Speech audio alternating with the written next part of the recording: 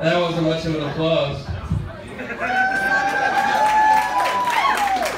I think it must be my last name, Cantwell. I think you lower the expectations when you hear Cantwell. So I think I'm going to change my name. Steve Cantwell translates very nicely into Spanish as something much more caliente. Steve Cantwell translates into Spanish as Esteban No Bueno. Which makes me, maybe I could be like a villain in a Spanish novella, you know? Esteban No Bueno. Really, the only caliente thing about me is I used to be a Mormon for like the first half of my life. That's a really fun way of fucking up your life. Anybody here is a Mormon? Yeah. It's fantastico. Is that a Spanish word? It's actually the opposite of fantastico. It's fucking lame-o, you know? Which means when you're Mormon, it means that you have to get married before you can ever have sex. So I got married when I was 20 to the first girl that I could think of to ask. I'd never seen a girl naked before in my entire life, so I had no idea that I shouldn't marry somebody who's 6'1", you know? That made some of the sexual positions a little more difficult to get tab A into slot B, if you know what I mean.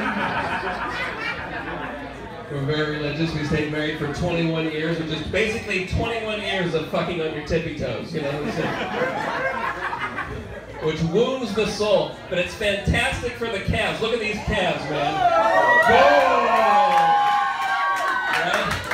Like wild Mormon hams, just raw, Esteban No Bueno. Not gonna make up for that height differential in dick length, so it's gotta be up on the tippy toes for old Esteban No Bueno.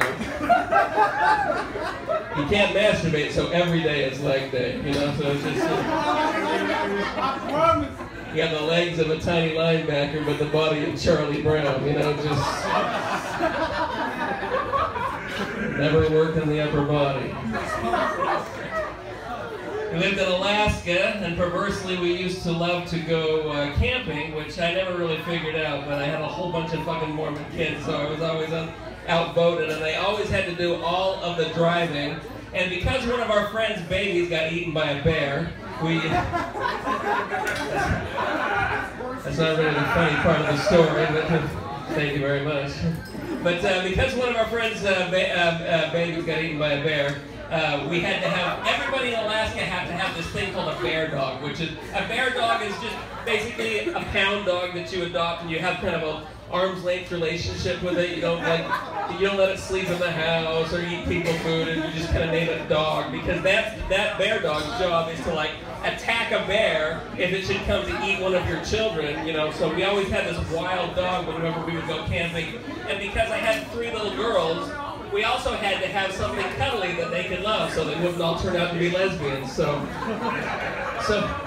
So we had this tiny little kitten they called Poo Poo Kitty, which was beautiful and perfect and tiny, and it was a difficult thing to try to keep the dog from eating the Poo Poo Kitty all the way into the middle of nowhere in Alaska, but I somehow did it, and I did all the driving, and I made a deal with my wife that if I did all the driving, she would let me smoke marijuana when we got up to the camping spot. Even though we were Mormons, she would just let me disappear. She would just get the kids to do everything. So we pulled up into the camping spot. I was on my way out, and she says, "Okay, just one more thing. Could you start a big fire before you go?" And I'm like, "Yeah, absolutely." So I start a huge fire, and I'm gone before the smoke hits the sky, you know, to smoke my marijuana, leaving my family to set up the camp. So my wife does a terrible thing. She locks the bear dog in the RV where it can't do any bear dogging, and she takes Poo Poo Kitty and puts it outside on the ground where it can't be eaten by the bear dog. She turns to pick up the cooler, and then steps directly on Poo Poo Kitty, breaking its little Poo Poo Kitty back. Yeah. And, you know, if that would have happened here, you know, for like $45,000, we could probably have that kitten back on its feet in no time. But we were in the middle of Alaska, and like, my wife said that she like waited and waited and waited for me to come back from smoking weed, you know, so that I could shoot the kitten and put it out of its misery, you know. But I guess I lingered a little too long in the wilderness, and like, so she was just like looking at Poo Poo Kitty, and so she finally had to get the gun, which is a 12-gauge shotgun loaded with dimes, which is how you kill bears. But you know, it's gonna turn this kitten inside out like a greasy mitten, and like,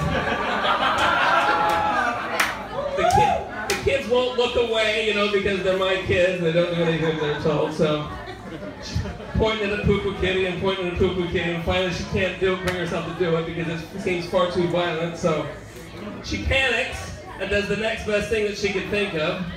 She kneels down and she picks up Poo Poo Kitty. She says a little prayer to Joseph Smith, because we're not a bunch of fucking savages. And she throws Poo Poo Kitty into the raging bonfire.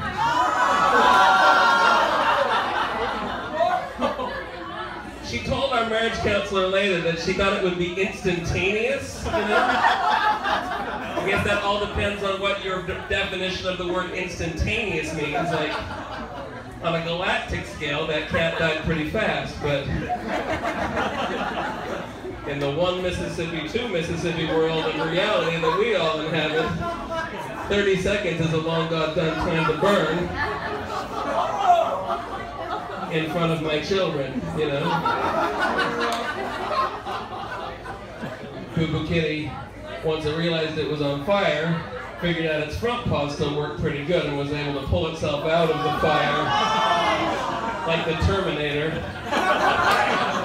And my wife had to kick it back into the fire so it wouldn't crawl underneath the RV and damn us all to a life in the willy wags of Alaska.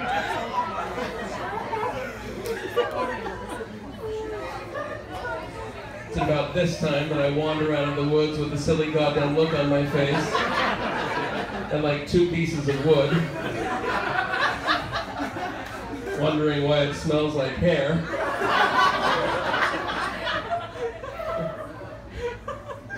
So I'm like, you know, the last game you want to start with your Mormon family after you've been in the woods smoking weed surreptitiously is what's that smell? So I just went with the more obvious thing. It's like, why is everybody crying, you know? And they're like, Mommy did the most terrible thing to Poo Poo Kitty. They told me all about it. And, yeah, long story short, we got a divorce. You know? Nobody comes back from something like that. It's not like we got back from the camping trip and immediately filed for divorce. It was just like a slow accretion of like PTA conferences where a teacher will slide like a picture that your child drew on construction paper. You can see speckled with their teardrops of a burning cat in, you know, 3 different colors of Crayola, you know. It takes its toll. The one good thing, I like to look on the bright side of things, the one good thing is that Bear Dog, who saw all of it happen from the window of the RV, didn't really understand enough about our world to know what Poo Poo Kitty had done to deserve to be stomped on and held at gunpoint with a shotgun and then kicked into the fire twice, but it was instantaneously trained for the rest of its life. It chose my wife in the divorce and is somewhere in Ohio living with her taking piano lessons probably. All right. That is my time. Thank you very much.